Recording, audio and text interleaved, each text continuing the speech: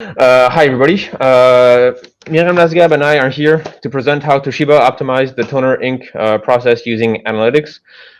Just a quick presentation. My name is Henry Aldorf. I'm the toner production manager here at Toshiba. Hi, my name is Miriam Lasgab. I am process toner engineer and quality control manager. So just a quick word on what we do here. We're located in Normandy, France. We've been here since 1986 as a plant. Um, Our main activity is producing toner ink in the powder form, as well as value-added services in logistics. So there are roughly 230 employees working here, and we have about 34 million euros yearly turnover. There are three toner plants, Toshiba toner plants across the world. There's one over in the U.S. In Mitchell, South Dakota. There's one in Japan, Mishima. It's an R&D plant, and there's this factory here, Toshiba TIS, in Normandy, France, which feeds the European and Chinese markets. Our main activity is producing toner ink. We are an integrated process in the sense that we produce the powder, we produce the cartridges, and then we fill the cartridges with powder before shipping them off to clients either in Europe or in China. Our secondary activity is configuring the photocopiers that the clients will then install in their offices. So we have the different modules as well as IP addresses or what have you. And the third activity is a diversification effort in new businesses where we configure retail point of sale equipment as well as producing digital signage equipment or other activities for startups. The detail of the toner production process that we improved. It's a relatively it's a somewhat complex process where we take raw materials that you see here on the left of the screen. We mix them. We mix a precise dosage of them before running them through extruders, where we have a rough mix of the process. It's then cooled and crushed before being ground down to micrometric particle sizes. We then classify these particle sizes to have exactly the right size for the photocopier before mixing in some additives for mechanical properties, and then a final screening process where before being sent off to the QC lab for analysis, validation, hopefully, and then being used in the bottling line where we fill the produced cartridges with the toner. So just to give you an idea of the process data that we are now gathering, beginning at the first step, we gather each individual batch of toner. We gather each individual weight and mixing time of every raw material. Every single process, every single kilo of toner is accounted for from step one, where we know exactly the proportion of raw materials that we've added. So there's a whole list of raw materials. I won't go through them. When it comes to mixing, we make sure we track how long each batch is mixed for. This has led to some gains, some operational gains. In terms of kneading and extruding, we track the temperature as well as the screw speed of the toner through the extruder. And then on the next step, we track the air pressure as well as temperature of the rotors, as well as their rotation speed. This leads to quality gains, and then the additive and mixing and screening, where we track again the time and the volume of toner that is screened. The strategy that we rolled out, Miriam is going to go into a bit more detail in just a second, but just from an operational point of view, we identified, the first step was identifying what problems we had and how we wanted to solve them with data. Rather than the opposite way, we didn't think, let's gather everything we can and then see what we do with it. Well, no, our strategy was to identify what problems we had and what data we needed to solve these issues. Then, using the accumulated data, we optimized the process by identifying where we could save time, where we could boost productivity, where we could identify gains. Basically, it's what I mentioned in terms of screening times earlier, for example. The third step that we're currently starting to implement is automating line operations, where we define a basic set of rules and the line runs itself. You have to know that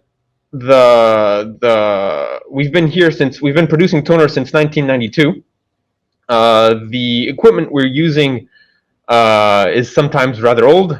We call it legacy equipment, but it means it's old, and so it's somewhat automated, but it was isolated. It wasn't all networked. So the main step was running a network all around the different line PLCs to be able to gather the data.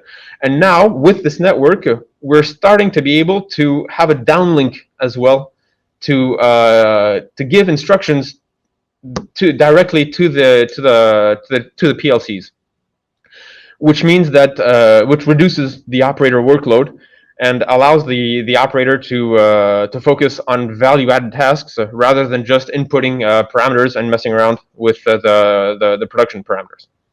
The next step that Miriam will go into more detail is hopefully running an autonomous line that reacts to process variations without operator input. Then we're gonna to talk about the digital evolution in our side. Previously, we worked through a very old way. It means we go through data using paper, many papers. So in QC audit or lab for process parameter readings, the operator go through two shift or three shift a day, and they took the process parameter and notes them on paper. And then in case of problem or trouble in process line, we have to enter those parameter, analyze, and of course all these are time consuming and no added value task. So we decided to change our way of work, and we decided to connect all our separated base into MES, manufacturing execution system, that can collect and deliver us data to able to be dashboarded and easily analyzed.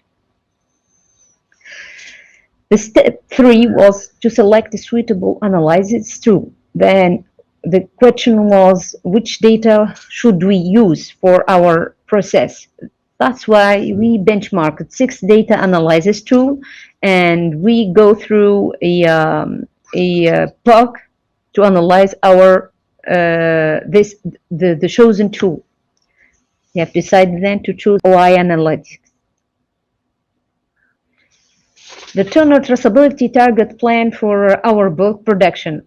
This diagram shows you the different step and which equipment and process is connected and which one would be connected in the few months.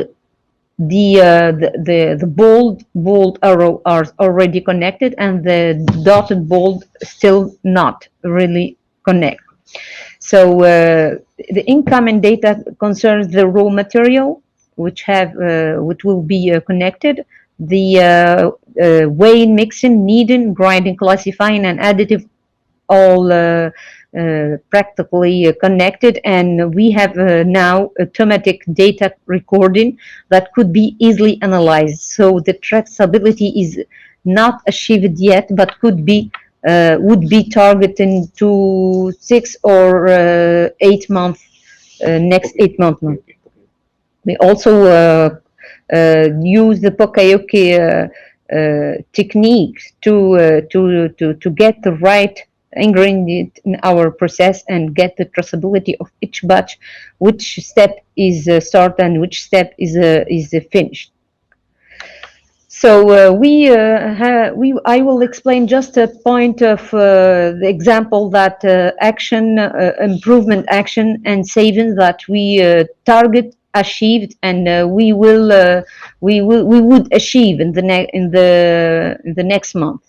For QC data, we reduce strongly the standard deviation for our tonnerre example, XLR2, since we get steady recording. And we also set a monthly analysis meeting to discuss the countermeasure that we have to set since we record the abnormal data. And this year we also integrate the new OCR raw material for to get the supplier specification and to link those raw material specification to the QC lab data, and also for the finished good label. And also we allow our Japanese colleague to share those data for easy exchange and comprehension of our process. And for process, the proper process of toner production, we have now a first pass ratio in real time, which was not for the previous years. And we also improved the productivity by 5% just for a piloting the line directly, and create a dashboarding for all the steps when needed and post-blending blocks. We also build up a production information for lean management, optimizing the labor and weekly production schedule, real-time knowledge of WIP for finished good and stock, and etc. And also the use of MES and dashboarding tools for material saving to reduce recycle stock of our tonnerre, and also to use a saving action for bottling and tunnel line by the end of the last year. I just show you here an example of dashboarding for tonner production. So as you can see on the left, we have a steady parameter for our process, and thus allow us to achieve a first pass ratio of 77% for this tonnerre XLR2, which was a very difficult target to achieve.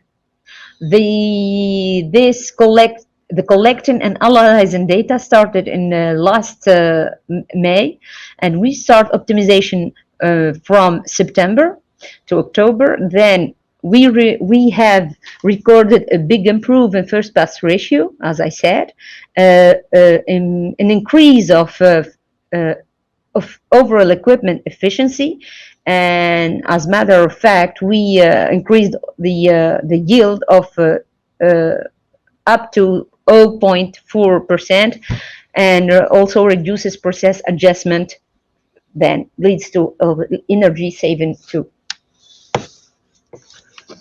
Just another dashboard example that talks more to the day-to-day life of the operators. Here, for example, at the bottom of the screen, you have a little display. Well, it's actually integrated here into the whole little map of the factory floor. But here at the bottom of the screen, you have what we call bins, a display of the bins, which is basically the containers where we store bulk material. It's the output. It's the finished goods output of a toner production line. It's stored there before being sent off to the bottling line to be packaged into the cartridges that we produce. Previously, the operators had to go and find an empty bin somewhere without really. It was basically trial and error to find an empty one. Now they know exactly which ones are empty, which ones are available to be filled on their production line. And from the bottling line perspective, the bottling line operators know which bins are full and which bins are available, have been cleared by the QC lab for use, based on this little red or green indicator here on the bottom. The green, of course, shows that the bin has been cleared by the QC lab. From a lean operations point of view, here on the right, you have the real-time stock of work in process batches. This allows us to know exactly what we have at all steps of the production line, which of course allows us to produce exactly what we need based on orders, and not to produce based on estimates of what we will need, but based on the exact knowledge of what we actually need. So this has led to significant gains as well, since we don't have material just sitting on the factory floor waiting for the next production batch. And then all this transformation of a way of work leads up for less monitoring and just an adjusting process only if needed. That's why we recorded better first pass ratios and etc. A quick response to process deviations since are available and can be seen anywhere. And data were shared with all operator every shift meeting to explain to them the big purpose of this parameter and this variation. And also, we have easy exchange and reporting with our Japanese colleague. The WIP and finished good are stock are reduced, uh, reduced, big reduced, obviously. I don't find the word. And real-time stock variation also are reduced, and we have shortened the month-end inventory that is time-consuming. And we target then for the step 4, the challenge from digital evolution to digital transformation. Our target would be the paperless plant and lean management. No more paper recording for process data in tunnel line, bottling, plastic workshop. Optimizing operator work time and lowering stock to up to 15%, and increase first pass ratio to 78% by only monitoring data. Production capacity improvement from 1.4 to 1.5 day ton, predictive maintenance and equipment, and automated overall equipment efficiency for all workshops. And the next and the ultimate step would be optimizing process adjustment using artificial intelligence and link finished good quality optimization to the process parameter effect and how we can get benefit of that tools.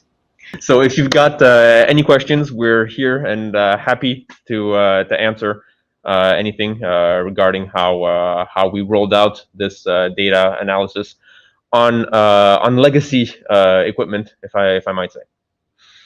Thank you.